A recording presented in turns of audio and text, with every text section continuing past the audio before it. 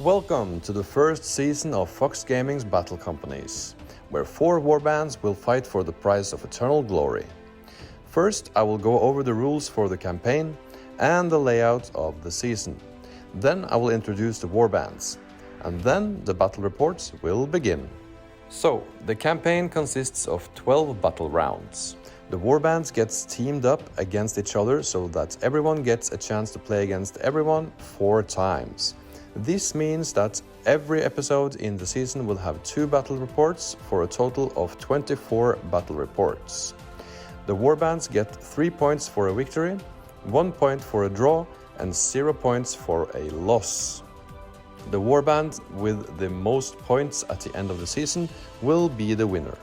At the start of every battle, I will go over the updated warband from the last game, including any recruitments, injuries or deaths. Introducing the warbands, we have the Dead of Dunharrow. They are called Galad's Nobles. This is the leader Galad, which is equipped with a shield. The first sergeant is Caspar, which also has a shield, and Archer, which is a spearman. We also have a warrior with spear over here. The second warband is Moria. They are called Sork's Orcs. This is the army leader, Sork. He is equipped with a shield. Then we have Rark, the first sergeant, also equipped with a shield, and Gash, the second sergeant, also equipped with a shield. With them there is 1 warrior with a shield, 3 with bows, and 4 with spear. The third warband is Warg Riders. They are called Drosorg's Wargs. The army leader, Drozog, over here with a shield, first sergeant Arset over here with a bow, and Snugug is the second sergeant, also having a shield. They have with them 2 regular wargs. Last but not least, we have Durins folk. They are called Gando's Slugs. This is Gando, the army leader, or warband leader rather. He is equipped with a shield. Then we have Thrubo, which is equipped with a bow, and the second sergeant is Kassa, which is equipped with a shield. With them we have a warrior with bow and 2 warriors with 2-handed axes. In the first battle, the Dead of Dunharrow will be matched up against the Warg Riders. And the second battle will be Moria against Durins folk. The scenario they are going to play is Seize Ground. There are 5 objective markers on the battlefield, which has to be claimed by each warband. To claim an objective, the warband has to have only friendly models within 3 inches of an objective. At the end of a turn, if one warband is reduced to 50% of their starting numbers, on a roll of a d6 of a 1/2, the game will suddenly end. The warband that controls the most objective at the end of the game will be the winner. This is the board we are playing on. We have 1 objective over here, 1 objective here, 1 in the middle, 1 over here, and the last one is over there. The wargs will deploy in this deployment zone 12 inches from the board edge, and the Dead of Dunharrow will deploy in this deployment zone. This is the Warg Riders deployment, and the Dead of Dunharrow is deployed over here.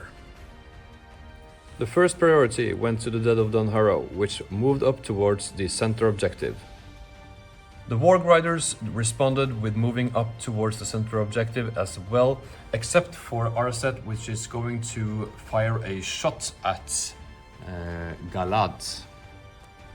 Arset moved, so he needs a 6 to hit, and he doesn't get it. Priority went to the Warg Riders, which all moved up towards the center objective. The same is true for the Dead of Dunharrow.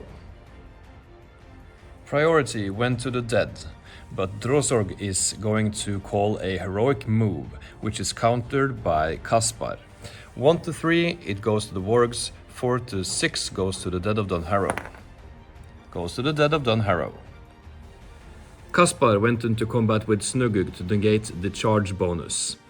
The spearmen from the Army of the Dead also negated the charge bonus of Drozog. The wargs countered with charging each of their enemy miniatures to make the combat more favorable. The other Dead of Dunharrow just moved up to support their comrades, and Arset just moved half to be able to shoot his bow. Arset has a clear shot on Galad but needs a 6 to hit, and he misses. This is the first combat. Caspar is setting the bar and getting a 3. The Wargs getting a 6, winning the combat. Needing 6s to kill. And they get it. Caspar uses his fate and saves. The second combat's over here. The good side sets the bar on a 5, and the Warg Riders gets 4, losing the combat. The Spearman will try to kill the Warg, needing a 4. No. Priority went to the Warg Riders, which charged the models they were fighting last turn. Arset moved up half his movement to try to get a shot off. Galad and Artur moved up to try to support their comrades next turn. Arset is shooting at Galad, needing a 6. No. This combat's over here. Caspar is setting the bar at a 5. Snugug gets 2 attacks, and the Warg is the blue one. Let's see who wins. It's a tie. Snugug will use his point of might to turn this into a 6. Caspar is knocked prone, which means the Wargs double their attacks, needing 6s to kill. And they do not get it. And the second fight, the Dead rolls a 2, and the Wargs roll 6, winning the combat. Now, the Wargs need 6s to kill. And they do not get it. Priority went to the Warg Riders, but as they have no might left, Artur is going to use a point of might for a heroic move to counter their charge. Also calling with me, all of the Dead of Dunharrow were able to make the charge. As Arset has no valid targets, he'll just move closer to be able to charge next turn. In the fights over here, the Dead will set the bar. That's a 1! The Warg and the Warg Rider goes next and gets a 4, winning the combat. No charging bonus, so they need 6s to wound. And they get it! As Caspar has used his fate, he's just dead. In the next combat, Artur gets a 6, and the Warg Rider a 5, losing the combat. Artur goes for the warrior and needs a 4. Oh, he takes a wound. Fate roll. No, he's dead. Courage test for the Warg. It runs away. Last combat, Galad gets a 1, and the Warg gets a 6, winning the combat. Needing a 6 to kill? No. Priority went to the Dead, but Arset is using his might point to do a heroic move and charge into Galad. Artur went to support Galad in this combat. This Spearman went into combat with this Warg, and that Warg failed his courage test and couldn't move, but this one could and moved into combat with Artur. Starting over here, the Dead will set the bar at a 5, and Snugug gets a 2. The Dead needs a 4 to kill, going for the Rider, and he gets it. Fate point for Snugug. Oh, he fails. Courage test for the Warg. He makes it.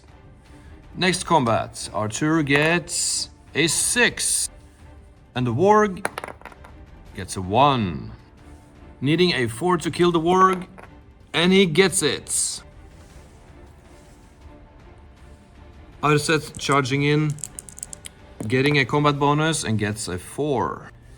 Galad responds with a 5, winning the combat. Going for the Rider on a 4+, gets a 6. Fate point. No! And the Warg makes it. The Wargs gets priority, but Galad is using his last points of might to do a heroic move. Everyone is tied up, so let's go to combat. Starting from the top, the dead gets 5 and the warg gets a 3. Needing force to kill, and he gets it. Next combat, the warg sets the bar on a 4 and the dead gets a 2. The warg needing 6s, doesn't get it. Last combat, the warg gets 2 and Galad gets a 5. Needing force to kill, and he get it. At the end of the turn, the warg riders are broken. On a 1 or 2, the battle ends and it goes on for another turn. The warg gets priority and needs to take a courage test to see if they stay on the board. And they flee, so the army of the dead will just secure their objectives. And they are the winner with 6-0. On to battle number 2. It's the same scenario and same objective placement as last game. The dwarves will deploy in this area and Moria will deploy over here. Here we have deployment, Sork and 3 warriors over here. The 3 archers is deployed here and the 2 other sergeants with 2 spear supports over here. For Durins folk, we have Gando supported by a 2-handed warrior. We have Thrubo and another archer over here, and the last sergeant and a 2-handed weapon over here. The first priority went to the dwarves, and they just moved up closer to the center objective. The goblins responded by moving forward, and the archers are within range to shoot at the dwarven bowmen. 3 shots from the archers, prioritizing Trubo, needing 6s to hit, and we get 1 hit.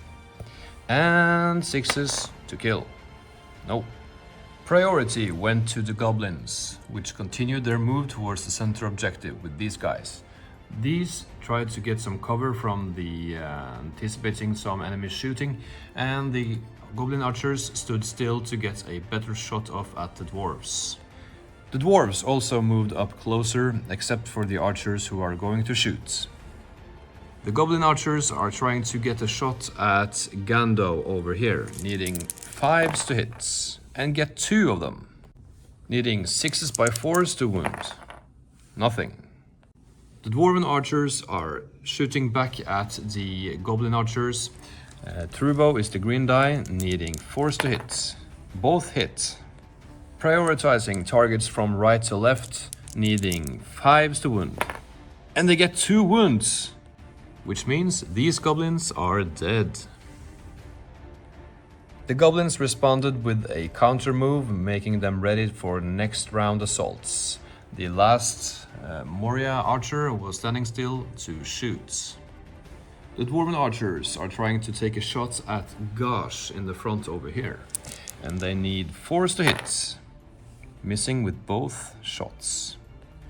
The goblin archer is trying to fire a shot at Trubo, needing a 5 to hit, and he misses. The goblins got priority and got into combat over here and over here. The single archer goblin was standing still to fire his bow, and the dwarves moved 2.5 inches to be able to shoot and get closer to the action next turn. In the shooting phase, the goblin archer is shooting at Trubo, needing a 5 to hit, and he misses. Trubo and his friend is shooting back at the goblin archer, needing 5s to hit because they moved. Miss. Gando is fighting Rark and a spear support, setting the bar at a 5. The blue die is Rark, and they will respond with a 6. Gando is taking a chance not using his might to win the combat, and the goblins get to strike, needing 6s to kill, and doesn't get it. But Rark is using his point of might to turn that into a 6, wounding Gando. Fate roll, and he saves. In the next combat, the dwarf warrior will use a 1-handed weapon instead of his 2-hander, setting the bar at a 6. Gosh is the blue die, and they get a 4, losing the combat. The dwarf need a 5 to wound, doesn't get it. In the next fight, Kassa sets the bar, gets a 5. Sork with a spear support hitting back, white is Sork, getting a 6. Kassa will not use might to win the fight and he is pushed back. And to wound needs 6s, nothing. And the last fight, the dwarf will not use a two-handed weapon and gets a 4.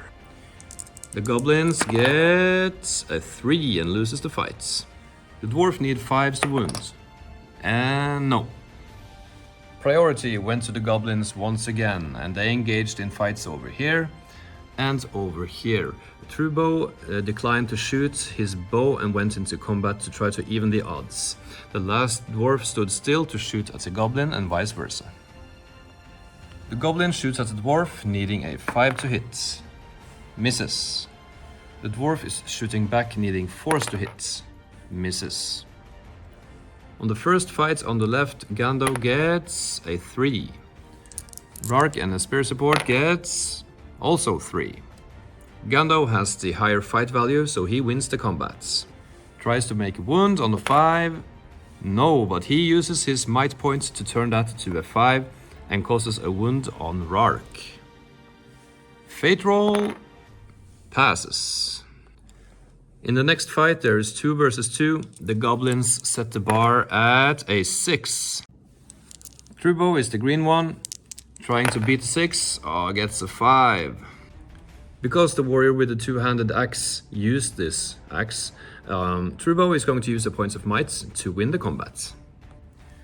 To wound, they need 5s on the green die and 4s on the white one.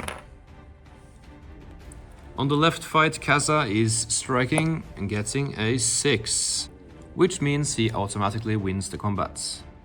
Needing 5s to wound? No. The other dwarf is striking without using his two-hander, and he's getting a 3. The goblins get a 4, needing 6s to kill. New round. The dwarves got priority and the fights are the same as last round. The dwarf archer will shoot at the goblin archer, needing a 4, misses. The goblin shoots back, needing a 5, and misses. Gando setting the bar at a 5. And the goblins get also 5, which means Gando wins the fight. 5 to wound, and he get it. Rark is out of fate, so he is just dead. The next fight, the goblins get a 6. The white die is fighting two-handed and also get a 6, which means they win the fight. To wound, they need 5 on the green one and 4 on the white one. And they get it. Fate point on Gosh. He saves. But the second wound goes through either way, so he is dead. The fight on the left, Sork +1 gets 6. And Kassa needs a 6 now to win the fight, and he does! 5s to wound. No. And the last fight, the goblins get 5. And the dwarf, 3. 6s to wound. And they do. He is dead. Priority went to the goblins, engaging over here, but was countercharged, so there is 1 goblin versus 2 dwarves in each fight. The last archer moved up to try to support their friends, and over here we have a trap on a dwarf. Doing this fight first, the dwarf will shield, and he gets double 1s, oh no! The goblins should beat this, and they get... yep, they won. Getting 8 attacks, needing a 6 to kill, and they get 1. Fate roll, and he makes it. Incredible. The fight to the right, the goblin sets the bar on a 6, and the other ones get a 5. Trubo is using his might to get a 6 and win the combat. Needing 5s to kill, and they get it. The last fight, the goblin gets a 4. And the dwarves also 4 and wins on fight value. To wound, needing 4s on the white one and 5s on the blue one. Nothing. Priority went to the dwarves, trapping this spearman, engaging the archer over here, and Turbo is going for the central objective. Kassa has engaged Zork, but got countercharged by the rest of the goblins. No shooting, so straight into combat. The goblin gets a 1, which means he automatically loses, so the dwarves will try to wound him, and he's dead. This fight over here, the goblin gets a 6, and the dwarf gets also 6, winning the fight. 5s to kill? No. Once again, the dwarf is shielding, getting a 6, and wins the combat automatically. And now the goblins are broken. On a 1 or 2, the game ends. No, it continues. Priority goes to the goblins. Sork will take a morale check, which he fails and flees the battlefield. The goblin morale is broken, and these two failed the morale test and flee the battlefield. This archer also failed and flee the battlefield. As one goblin may never win against 5 dwarves, he elects to flee as well. This means that the dwarves are victorious, claiming the victory for Durins folk. This is it for now. Thank you for watching. If you enjoyed this video and found it helpful, don't forget to hit that like button and subscribe to our channel for more exciting content like this. By subscribing, you'll stay up to date with our latest videos and be a part of our growing community. We appreciate your support, and it encourages us to create more valuable content. So go ahead, hit the like and subscribe buttons, and we'll see you in the next video.